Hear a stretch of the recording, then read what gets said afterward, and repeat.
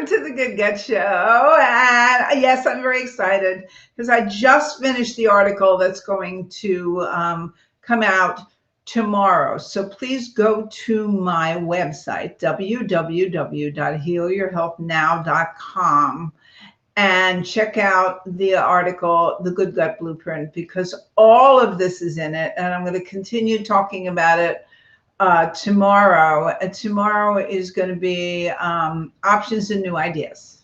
So I don't want to spoil it. I will do it tomorrow. But anyway, this piece of this pie is called Clean Your Inner and Outer House. And what do I mean by that? Well, I started this part of the article, this piece of the article, by explaining that this is the shortest and the longest thing you can do in your life. Okay, the outer house takes maybe a couple of hours, maybe a couple of days, depending upon what you want to do. The inner house can take your whole life. I know for me, that's what it felt like when I was doing my inner house. And what do I mean by that? Well, okay. So,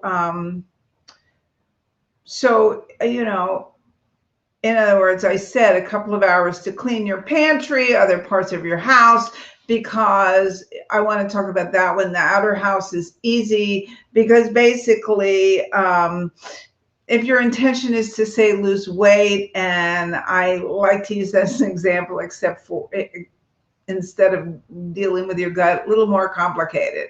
But if you want to lose weight, you want to look in your pantry, especially if we're talking about food. Get stuff out of your house that doesn't support you losing weight, right? Get those Cheetos out of there. Get those fried whatever out of there. Get those trigger foods, whatever you overeat on. I know for me, it's almond butter. If it's in the house, I eat it, especially in the middle of the night, which is tons of fun for my weight. So you want to get that out. You want to get stuff out of your life too. You know, you want to plan your meals. You want to find exercise routines you like, etc. That's the easy piece. That's cleaning your outer house is the easy piece. Actually, in the wonderful book, Changing for Good, which was really the first book to talk about what is change and how do people do change. I love that book. It was written in the early 90s and it's really relevant today too. So that's the easy part. The easy part of your outer house is really, as I said, environmental control was what they talked about in Changing for Good. I still talk about that to this day with my clients. As a matter of fact, I had one client whose husband put a padlock on the cupboard for his goodies so that she wouldn't get at it. Now, I know that's extreme. I know that's extreme. But you might want to start thinking about that. Take stuff out of your house, then what would you like to bring into your house that supports whatever intention you have? If it's losing weight, you might want to, I don't know, lower fat stuff. If you're into that, you might want to go vegetarian. You might want to bring an exercise bike, and whatever that works. So that's your outer house. Now your inner house, that's a little more complicated, right? A little more complicated because it's really about releasing toxic emotions and sometimes trauma that may be in the way of you doing what you want in your life.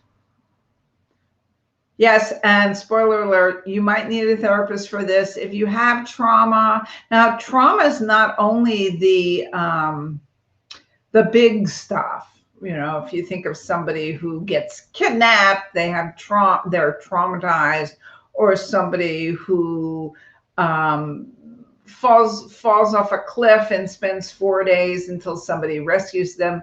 Yes, those are extreme traumas, but you can have trauma in your life by being afraid of something when you were, when I was a kid, I almost drowned. I talk about that in the article. When I was a kid, I was 2 years old. I almost drowned. It took me a long time to swim. And when I was ready, which was 8, I was 8. I did not go in the pool. I would not go in the water. I would not go anywhere. When I was 8, yes, we had beach clubs in those days when I was a kid. Yes, my family were very New York Jewish middle class. I dove off the high diving board into the water, and from then on I swam. Kind of uneasily still, not my favorite thing. Nah, nah, nah, nah, nah. But I did swim. I did get in the water. And also, my wrists, the person who saved me because I fell off a pier, pulled me up on my wrists, and I've had felt very uneasy wearing stuff around my wrists for a very long time. I still don't wear a lot of them, but you notice here's my Fitbit, and I love to buy cute bracelets that go with it. So yes, I have conquered that stuff. That's little stuff. We're talking about the big traumas and the little traumas. We're also talking about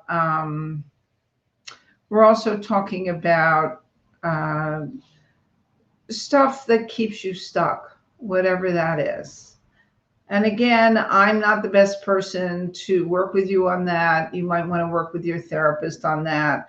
But but it's time to really validate and honor suppressed emotions, stuff that we've been hiding for so long.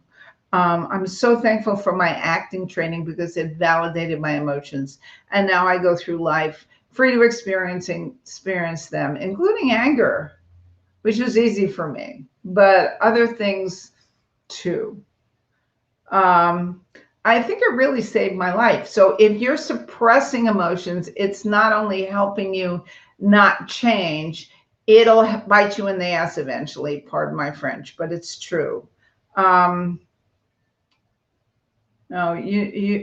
okay, let me see what else I need to, oh yeah, I've had several clients with almost perfect lifestyles. They change their diet, they take a supplement regime, they exercise, they've healed their leaky gut, they've healed lupus, they've healed rheumatoid arthritis, they've healed parasites, and they won't address the soul experience, or if you want to call it spirituality, or if you want to call it your emotional innards, right? Because you need to deal with that. A lot of times, if you have, especially with weight loss, this is a great example with that. If you have trouble losing weight, a lot of times people are stress eaters or emotional eaters, and the reason why they call them emotional eaters is they're stuffing down emotions. So yeah. So, I mean, sometimes they're not ready. I was telling you about a person who called me the other day who wanted me to read a test for her when it turned out she had a gastric bypass. She was a compulsive overeater and she weighed over 200 pounds, and she wanted my advice for this test because she thought it would help her lose weight. And I kept saying to her, well, why do you think this is going to help you lose weight?